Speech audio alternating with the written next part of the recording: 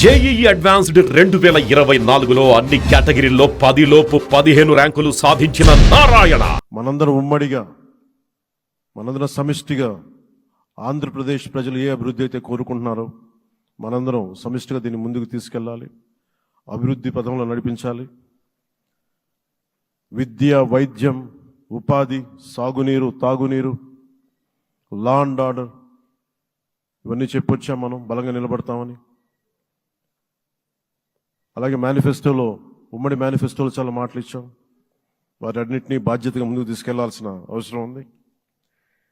ఇలాంటి ఛాలెంజింగ్ టైమ్స్లో ఒక సుదీర్ఘమైన అనుభవం ఉన్న నాయకులు కావాలి.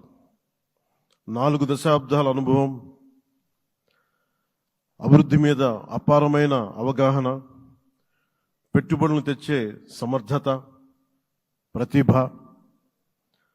విదేశాల్లో ఉండే నాయకుల్ని, మలేషియా దగ్గర నుంచి, సింగపూర్ దగ్గర నుంచి, యూరోప్ దగ్గర, అమెరికా నుంచి ఆ దేశాల అధ్యక్షుల్ని తెలుగు రాష్ట్రాల వైపు దృష్టి మళ్లించేంత శక్తి, సమర్థత ఉన్న శ్రీ నారా చంద్రబాబు నాయుడు గారికి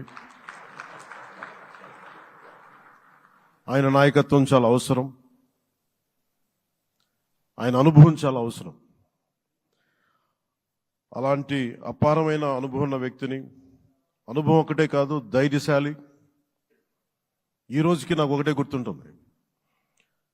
మన తాడేపల్లిగూడెం సభలో చెప్పాను, చాలా క్లేమోర్ మైన్స్ పేలిపోతే, జీప్ ఎగిరిపోయి కింద పడితే చొక్కా దులుపుకొని ఆయన మళ్ళీ వచ్చి రాజకీయం చేసిన వ్యక్తి. ఈ రోజున సైబరాబాద్ ఉంది అంటే అది శ్రీ చంద్రబాబు నాయుడు గారి దార్శనికత. అలాంటి వ్యక్తి, ఆయన అనుభవం ఈ రోజున 2024 ఆంధ్రప్రదేశ్కి ఎన్డీఏ కూటమి తరపు నుంచి ముఖ్యమంత్రి అభ్యర్థిగా శ్రీ నారా చంద్రబాబు నాయుడు గారి పేరుని జనసేన పార్టీ పక్షాన నుంచి మేము బలపరుస్తున్నాం.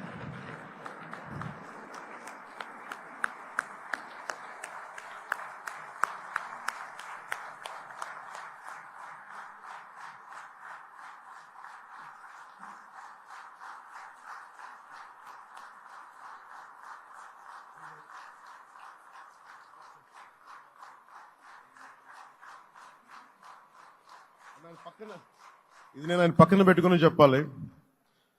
ఆయన నలిగిపోయారు.